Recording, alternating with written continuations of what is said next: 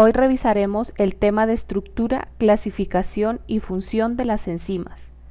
Debemos recordar que las enzimas son proteínas de estructura terciaria o cuaternaria y que su función es ser catalizadoras. Además, aumentan la velocidad de las reacciones sin experimentar cambios en el proceso. Una enzima, para poder funcionar adecuadamente, en algunas ocasiones necesita la presencia de una coenzima o cofactor. Las coenzimas son moléculas de naturaleza orgánicas derivadas de las vitaminas que pueden acompañar en procesos de óxido-reducción. Por su parte, el cofactor es un elemento, como por ejemplo el zinc, el cobalto, el cobre, que puede también participar en procesos de óxido-reducción. Es decir, la diferencia entre coenzima y cofactor es su naturaleza o su origen. Sin embargo, actualmente se utiliza este término de manera indiscriminada, indicando que la coenzima o el cofactor es aquella molécula o ion que ayuda a las propiedades catalizadoras de la enzima. Una enzima siempre va a poseer un sitio activo, es decir, un lugar donde va a llegar el sustrato para ser transformado. Cuando la enzima está activa y además se considera una holoenzima, es porque posee su componente no proteico, es decir, nos referimos a la enzima más la coenzima o el cofactor. Sin embargo, cuando tenemos a la apoenzima, nos referimos que está en forma inactiva y que no posee coenzima o cofactor. Las enzimas tienen una forma de clasificarse. Una de ellas es de acuerdo a la función que poseen. De acuerdo a eso pueden ser, primero, óxido-reductasas. Son aquellas que catalizan las reacciones de óxido-reducción. Para ello es necesaria la presencia de las coenzimas, por ejemplo, NAD o FAT. El segundo grupo son las transferasas, las cuales catalizan la transferencia de grupos que contienen carbono, nitrógeno o fosfato. Por ejemplo, podemos transferir un grupo fosfato del ATP hacia la molécula de glucosa para convertirla en glucosa 6-fosfato. El siguiente grupo son las hidrolasas. Son aquellas que catalizan la ruptura de enlaces mediante la adición de agua. Por ejemplo, para romper un enlace peptídico es necesaria la presencia de agua para restablecer las unidades de aminoácidos. El siguiente grupo son las liasas, las cuales catalizan la ruptura de los enlaces carbono-carbono, carbono-azufre y ciertos enlaces carbono-nitrógeno. Otro grupo son las isomerasas, las cuales catalizan la racemización de los isómeros ópticos o geométricos, es decir, podemos convertir un dextroaminoácido en un L-aminoácido o una molécula en isómero cis a isómero trans. Y por último tenemos las ligasas, las cuales catalizan la formación de enlaces entre el carbono y el oxígeno, el azufre y el nitrógeno, acoplados a la hidrólisis de fosfatos de alta energía. Por ejemplo, durante la síntesis del ADN es necesario la presencia de ligasas para unir los fragmentos de Okazaki. Una vez estudiado la clasificación de las enzimas, pasamos a revisar cuáles son las propiedades de las mismas. Debemos decir, en primer lugar, que las enzimas no sufren alteraciones irreversibles. Es decir, las enzimas pueden modificar su forma con el fin de unir al sustrato, pero en ningún momento esta transformación alterará su forma original. Otra propiedad es que aceleran la reacción de 1.000.000 a 1.000.000.000 de veces, es decir, son capaces de romper o formar enlaces a una velocidad mayor que la que podría ocurrir en condiciones normales. Es muy importante esta propiedad porque las enzimas pueden trabajar a temperaturas bajas. Cuando hablo sobre temperaturas bajas me refiero a temperaturas corporal, es decir, a 37 grados centígrados, y además son capaces de trabajar a pHs específicos.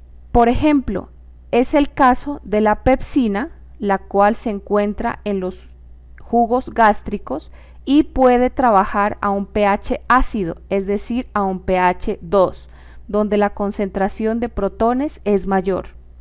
En cambio, la enzima quimotripsina, la cual está en los jugos pancreáticos pero trabaja a nivel del duodeno, su pH es básico, es decir, un pH 8. Su concentración de protones será menor. En este caso, estas enzimas solo podrán hacer su trabajo catalítico en el pH que les corresponde. Si estuviesen en otro pH, la velocidad de reacción o actividad enzimática se vería disminuida e incluso nula.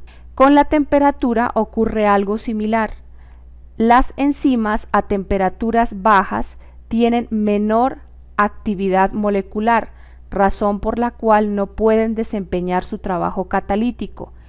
En cambio, en temperaturas extremas, es decir, mayores a 40 grados centígrados, pueden sufrir un fenómeno llamado desnaturalización, razón por la cual tampoco podrían cumplir su función. Otra propiedad importante de las enzimas es que son específicas, es decir, solo pueden transformar a un tipo de sustrato. Y por último, las enzimas son reguladas por las células. La célula tiene la capacidad de regular la actividad enzimática. De esta manera, las enzimas siempre serán organizadas y podrán direccionar procesos como el metabolismo. De esta forma, debemos saber que las enzimas tienen un mecanismo de trabajo. Lo más importante de las enzimas es que disminuyen la energía con la cual deben trabajar. A esta energía se le denomina energía de activación, la cual es la energía que una enzima necesita para convertir los sustratos en productos. Si observamos la gráfica, miramos que en el eje de las X está el progreso de la reacción y en el eje de la Y se encuentra la cantidad energética. Si observamos el progreso de la reacción, en condiciones normales, es decir, sin enzima, la cantidad de energía que se necesita es muy alta. En cambio, en presencia de una enzima, esta cantidad energética es menor, dando lugar a la formación de productos. Esto es importante porque indica que las enzimas pueden desempeñar su trabajo catalítico con menores cantidades de energía, razón por la cual pueden trabajar en todos los procesos digestivos y metabólicos a la temperatura corporal. Cuanto menor sea la energía de activación, mayor es el número de moléculas con energía suficiente para atravesar el estado de transición y por lo tanto más rápida será la velocidad de la reacción. De esta forma, el mecanismo de unión del sustrato a la enzima siempre se llevará a cabo mediante la formación del complejo enzima-sustrato. Empecemos por utilizar una reacción general, en la cual E significa enzima, S sustrato, ES significa complejo enzima-sustrato y la P producto. Esta siempre será la reacción general cada vez que se hable del mecanismo de unión del sustrato a la enzima. Como podemos ver, después del proceso catalítico, las enzimas vuelven a su estado original, es decir, se reciclan para volver a cumplir la misma función catalítica. Esto corrobora una de las propiedades de las enzimas, que era que sufrían cambios, pero estos eran de naturaleza reversible. Si lo observamos de una manera más gráfica, miramos aquí la enzima, a la cual le uniremos un sustrato. En una reacción reversible observamos el complejo enzima-sustrato. En este caso miramos que el sustrato se ha unido y acoplado perfectamente al sitio activo para luego dar origen a la formación de los productos y liberación de la enzima. Esto indica que la enzima se modificará temporalmente para unir al sustrato. Una vez ejecuta la formación de los productos, vuelve a su estado normal. Para ejemplificar un poco, miremos el caso de la enzima lactasa, la cual tiene como sustrato al disacárido lactosa, que al formar el complejo lactasa-lactosa nos dará origen a la formación de los productos que son sus unidades formadoras, como son los monosacáridos galactosa y glucosa, liberando a la enzima lactasa para que pueda actuar nuevamente sobre su sustrato llamado lactosa. Si en un caso hipotético no estuviese la enzima lactasa, no habría formación del complejo lactasa-lactosa, por lo tanto, tampoco habría la liberación o formación de los productos galactosa y glucosa. Esto, en los seres humanos, se conoce como intolerancia a la lactosa y es debido a la ausencia de la enzima lactasa. Ahora bien, ¿cómo ocurre realmente el mecanismo de acción entre la enzima y el sustrato? En el gráfico, si tenemos en cuenta que sea una enzima, esta sección de aquí la denominaremos sitio activo y ahora vamos a permitir que llegue un sustrato a esa sección. Se ha visto que el sustrato se puede fijar al sitio activo mediante residuos de aminoácidos que pueden formar puentes de hidrógeno. Al formar estos puentes de hidrógeno, inmediatamente el sustrato ha quedado fijo al sitio activo. Miremos en detalle. En este caso, esta enzima en su sitio activo tendría un residuo de un aminoácido con grupo hidroxilo, por ejemplo, serina, el cual perfectamente, por ser un aminoácido de tipo polar neutro, puede formar un puente de hidrógeno con un residuo aminado o con un grupo amino que posea el sustrato. Si miramos hacia el otro lado del sitio activo, podemos ver un residuo de aminoácido que posee una terminación aminada u otro que tiene grupo hidroxilo, los cuales formarán puentes de hidrógeno con los grupos carbonilos del sustrato. Además, en el sustrato existirá un enlace que se va a romper, es decir, el sitio blanco en el cual va a actuar la enzima. Por eso, a este residuo de aminoácido lo llamaremos catalizador, es decir, será realmente el que va a ejecutar la función de romper este enlace peptídico que, por ejemplo, posee este sustrato. De esta forma, debemos comprender que en la unión del sustrato y la enzima, específicamente cuando se fijan a su sitio activo, lo harán mediante enlaces débiles, como por ejemplo los puentes de hidrógeno. También pueden haber otro tipo de uniones como puentes salinos o incluso interacciones de tipo hidrofóbico. Ahora, todo este proceso de unión del sustrato a la enzima se puede ver afectado y sobre todo se puede afectar la velocidad con que ocurre la reacción. Esos factores pueden ser, primero, la temperatura. Sucede que la temperatura puede afectar en un extremo inferior y en un extremo superior. Es decir, las temperaturas bajas inhiben la movilidad molecular, razón por la cual no podría haber unión de la enzima con el sustrato.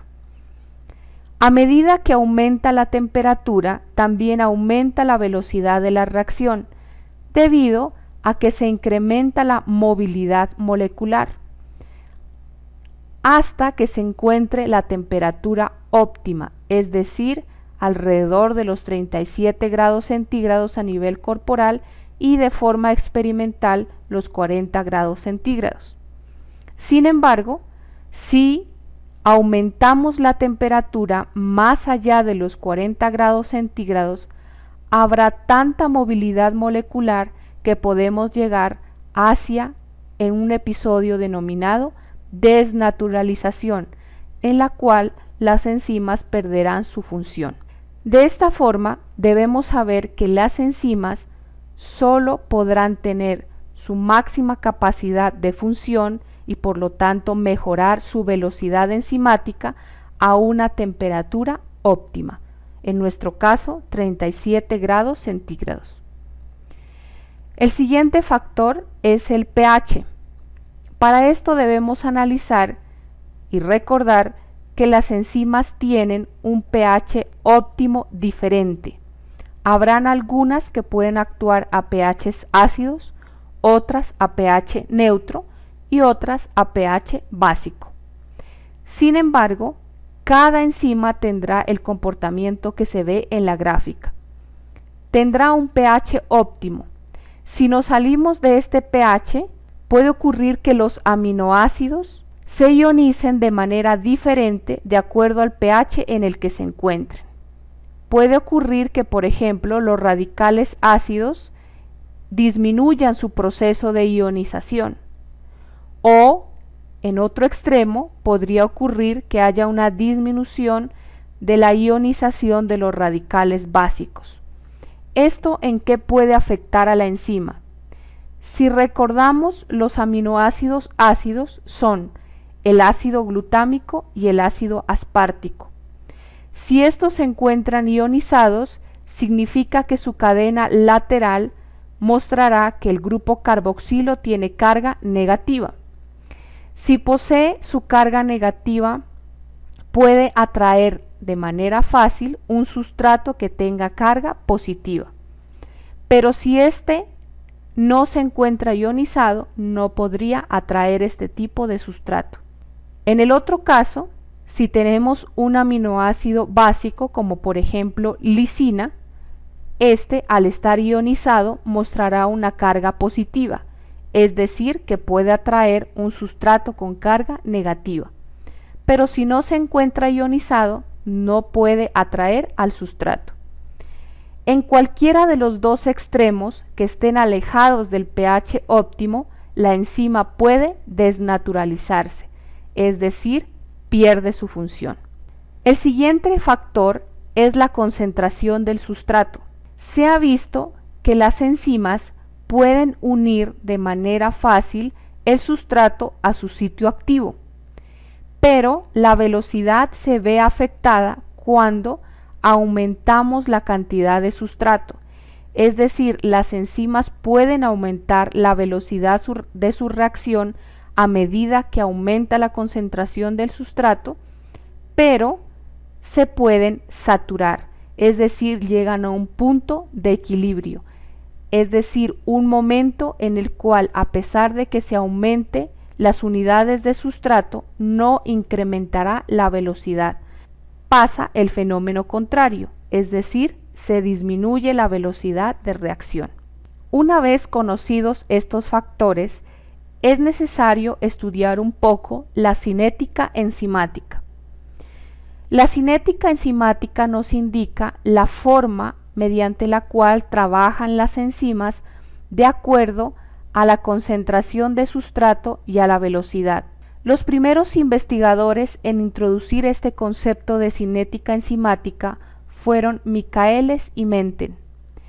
Ellos encontraron, en principio, que a medida que se aumentaba la concentración del sustrato, incrementaba la velocidad de la reacción.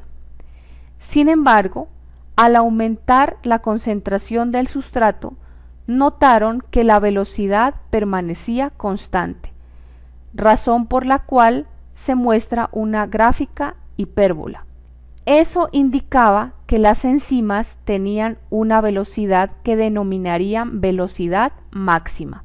Luego encontraron que realmente las enzimas tenían una concentración del sustrato en la cual se iba a encontrar la mitad de la velocidad máxima. A esa concentración del sustrato la denominaron constante de Michaelis. Una vez realizada esta curva de Michaelis-Menten, encontraron una relación matemática, la cual dice que la velocidad es igual a la velocidad máxima por la concentración del sustrato sobre la constante de Michaelis más la concentración del sustrato. Eso indica que cada enzima tendrá una constante de Michaelis, es decir, una concentración del sustrato a la cual se encuentre la mitad de su velocidad máxima, es decir, el punto en el cual corresponden de manera lineal la concentración del sustrato con la velocidad de la reacción. Este fue un aporte importante por Michaelis y Menten porque lograron deducir que las enzimas realmente son saturables y que solo tienen un límite de velocidad. Posteriormente, para dar claridad a estos conceptos introducidos por Michaelis y Menten, aparecieron los investigadores Lineweber y Burke, los cuales hicieron una linealización a la curva de Michaelis a través de un inverso matemático de los participantes en la reacción, es decir, la concentración del sustrato sobre la velocidad. En este caso, en el eje de las X encontramos el inverso del sustrato y en el eje de la Y encontramos el inverso de la velocidad. De esta forma lograron encontrar un valor matemático de mayor exactitud para la constante de Michaelis. Sucede que este concepto de cinética enzimática puede verse afectado por algo que se denominan los inhibidores enzimáticos. Se encontraron que los inhibidores enzimáticos pueden ser de dos grandes grupos, unos que se llaman inhibidores irreversibles y otros de tipo reversible. Los reversibles a su vez pueden ser competitivos, no competitivos y acompetitivos.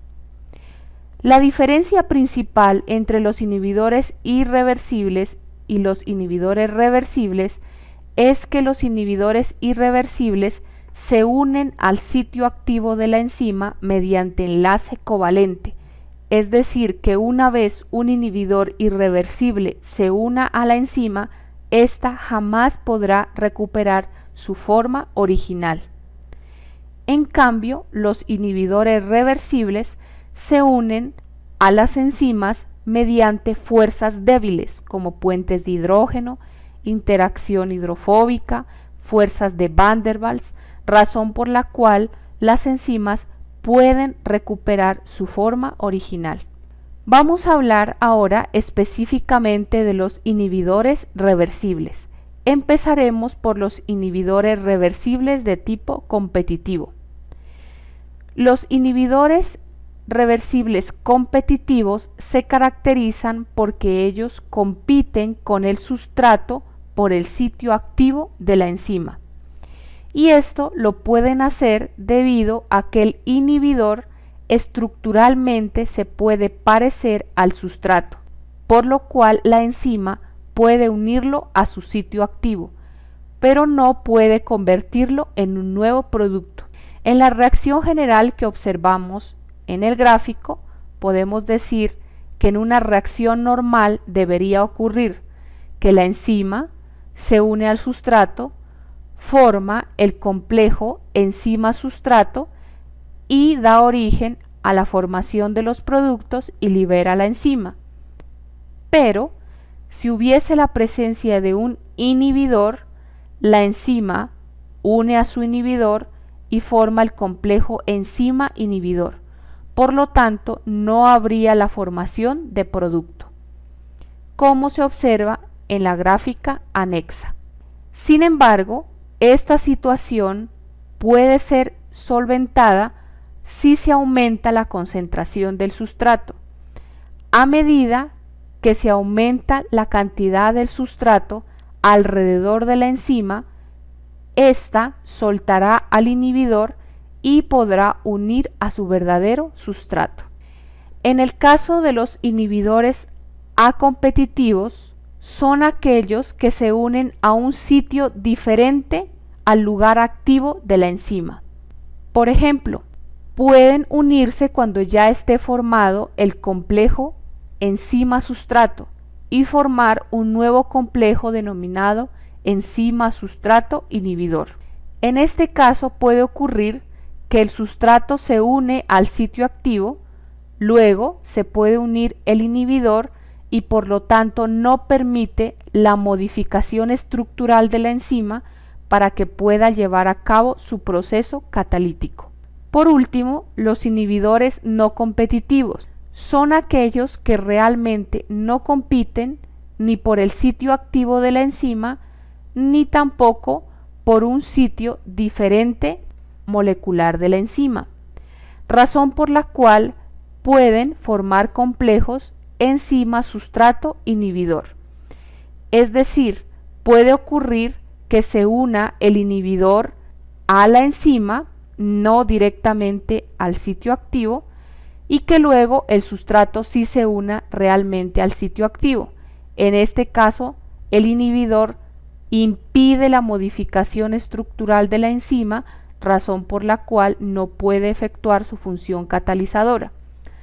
O puede ocurrir el otro caso en el que el sustrato se une libremente a la enzima y luego sí se unirá el inhibidor.